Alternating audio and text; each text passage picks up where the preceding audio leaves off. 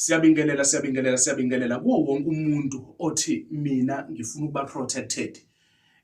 Sisebenza kwi-gun protection, sisebenza kwi-witchcraft, kwi-accident, kuzo zonke lezi zinto lezi. And umuntu othi mina ibhizinisi lami lishone phansi, lihamba phansi, ngisey'nkingeni, ibhizinisi lami alisebenzi. Nanga amaringi, iwona wonke lawa amaringi lawa asebenza kulezo zinto lezi engikubalela zona.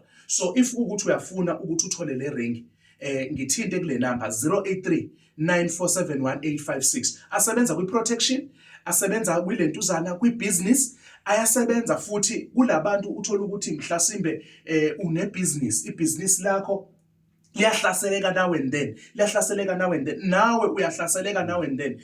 This is for protection. Uma ngaphane kuwukuthi kunento eyingozi eza kuwena noma ezokwenzeka, le ringi le iba ngathi iyakuthayitha, ibe ngathi iyakushisa, then emveni kwaloko okuwukuthi izobe ikutshela, ikunikeza isignal ukuthi la ukhona it's either you move noma kuwukuthi awuyi kule ndlela le ekufanele uye kuyona ngoba kukhona into eyingozi engase yenzeke. So iya-protector, iyakunikeza futhi nesignal yento efana nale ukuthi wena hlala uvikelekile, ukwazi ukuthi zonke izinto zakho zibe zinhle. Yabona njengamanje, yayibona le inomuthi le ring, inomuthi le, inemithi, kuyakhombisa ukuthi it has been activated ukuthi ikwazi ukuthi isebenze. Asiyilapha esitolo sifike sikuthengela amaringi sithi nayi ringi izokusebenza for protection. Izinto lezi engasuka nazo eGhana la engangade ngiye khona. So ngabuya nazo ukuze sikwazi ukuthi zisize abantu, because abantu bekade belwane besithi mkhulu sidinga something for protection, ngaba iring, ngaba yini, ngaba necklace.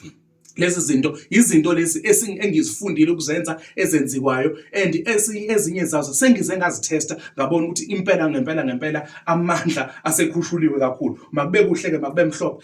Next week from umhla ka-16, this week njengoba kumhla ka-16 namhlanje, until kuze kube umhla ka-19 sikhona sila e-East London. Next week mhla ka-21 2021 up to umhla ka-26 sizobe seswatini, ila sobe sitholakala khona. Azobe khona lama ring for protection and crowd puller kumuntu onebhizinisi, umuntu oyisebenza, umuntu othi mina ngifuna ukuvikeleka, ngikhuseleke 24/7, impilo yami ikwazi ukuthi iye phambili. Makube kuhleke, makube mhlophe. Siyabonga.